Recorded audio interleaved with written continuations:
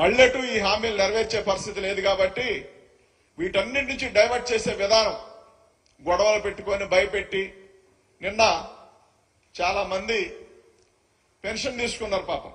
వాళ్ళందరూ వాళ్ళు మాట్లాడుకున్న మాటలు మీరు ఒకసారి వినండి.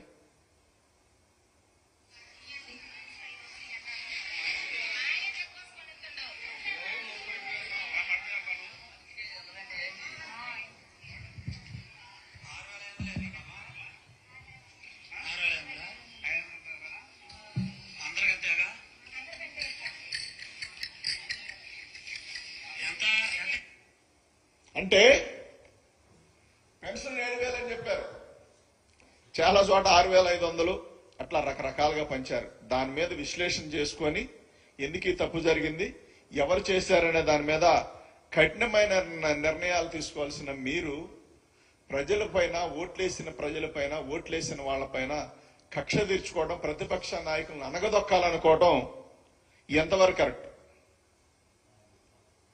ఇదే సిద్ధాంతం మనం కొనసాగిస్తే ఎవరికి అవకాశం వచ్చినప్పుడల్లా వాళ్ళు చేసుకుంటా పోతే ఈ రాష్ట్రాన్ని దేంతో పోలుస్తారు? గమనించాల్సిన అవసరం ఎంతైనా ఉంది. ఇష్టానుసారంగా పోదాం, ఇష్టానుసారంగా చేద్దామనంటే గత 5 సంవత్సరాలు జగన్మోహన్ రెడ్డి గారి పాలన జరగలేదే. ఎవరినైనా కొట్టారా? ఎవరినైనా తిట్టారా? ఎవరిళ్ళైనా పగలగొట్టారా? ఏం లేదు కదా. మీకు ఛాన్స్ వస్తే, మీరు అవకాశం ఇస్తే, మీకు అవకాశం ఇస్తే మీరు పాలించుతారు, గొప్ప పాలన చేస్తారని చెప్పి రాష్ట్ర ప్రజలు అనుకున్న తరుణంలో ప్రజలందరూ కూడా బాధపడి అరే ఇలాంటి వ్యక్తులుగా మనం ఓట్లేసింది, ఇందుగా ఓట్లేసింది అనుకునే మాట్లాడుకునే సందర్భాలు వచ్చినాయి. అంటే ఎన్ని రోజులకి? నెల రోజులు కాల ప్రమాణ స్వీకారం చేసేమి 12వ తారీఖు నెల, అవకాశం వచ్చేమి 4వ తారీఖు నెల, ఇంకా ఏది నెలగాల. నెల కాకుండానే కింద స్థాయి నుంచి పై స్థాయి దాకా ఒకటే వ్యవహారం. కొడదాం, భయపెడదాం, ఇబ్బంది పెడదాం, రకరకాలుగా టార్చర్ చేద్దాం. వైఎస్ఆర్సీపీ వాళ్ళు ఎవడైనా సరే వదిలిపెట్టేది లేదు, మీ అంతు చూస్తామని మాట్లాడే విధానం చూస్తా ఉంటే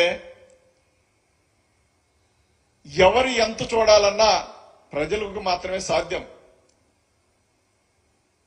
కేసులు పెడదాం, భయపెడదాం, రకరకాల కేసులు పెట్టి తప్పుడు కేసులు ప్రచారం చేద్దామని చెప్పి మాట్లాడుకునే విధానం కాకుండా మీకు చేతనైతే ఇలాంటి ఎమ్మెల్యేలు పిలిచి మాట్లాడండి. నిన్న ఒక మినిస్టర్ గారి భార్య పాప, ఆమె కూడా తెలుసో తెలీదో మరి ఏం జరిగిందో తెలియదు కానీ సాక్షాత్తు పోలీసులు సైతం నివ్వెరపోయారు.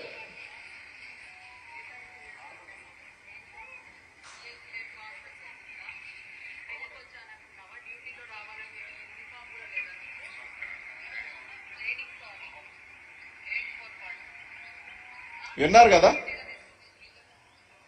ఏ రోజన్నా వైసీపీ హయాంలో ఎమ్మెల్యేలు కావచ్చు, ఎంపీలు కావచ్చు, వాళ్ళ భార్యలు కావచ్చు, వాళ్ళ పిల్లలు కావచ్చు, ఎవరినైనా బెదిరించారా?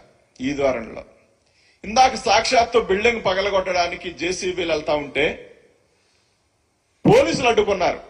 పోలీసులు అడ్డుకుంటా ఉంటే పోలీసులను పక్కకు నెట్టేసి, అంటే పోలీసులు కూడా అవసరం లేదు, అధికారం మాది కాబట్టి అనే భావంతో కరెక్ట్ కాదని పోలీసులు అడ్డుపడతా ఉంటే వాళ్ళని కూడా పక్కకు నెట్టేసి ఇష్టానుసారంగా కొట్టిన తీరు, ఇష్టానుసారంగా ఎగబడిన తీరు రాష్ట్ర ప్రజలందరూ చూస్తామన్నారు.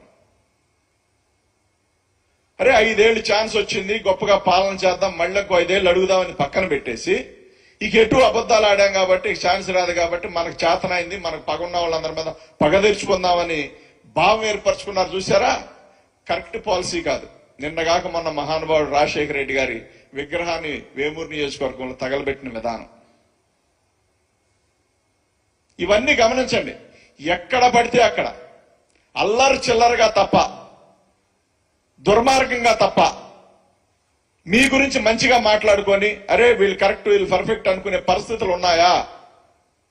వీళ్ళు జోలికి వెళ్తే గొడవలు అవుతాయేమో, కేసులు పెడతారేమో అనే స్థాయికి ప్రజలు వచ్చారంటే సరళంగా 5 సంవత్సరాలు మీరు పాలించగలుగుతారా?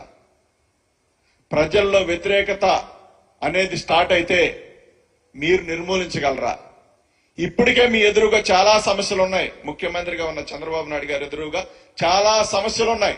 వాటి మీద ఫోకస్ పెట్టడం మానేసి, ఇచ్చిన హామీలు నెరవేర్చడం మానేసి ప్రజలపైన కక్ష తెచ్చుకోవడం. ఎందుకు ఓటేశారా? లేకపోతే మాకు అవకాశం వచ్చింది కాబట్టి ఇలాంటి దాడులు చేస్తామని ఏది చెప్పదలుచుకున్నారు?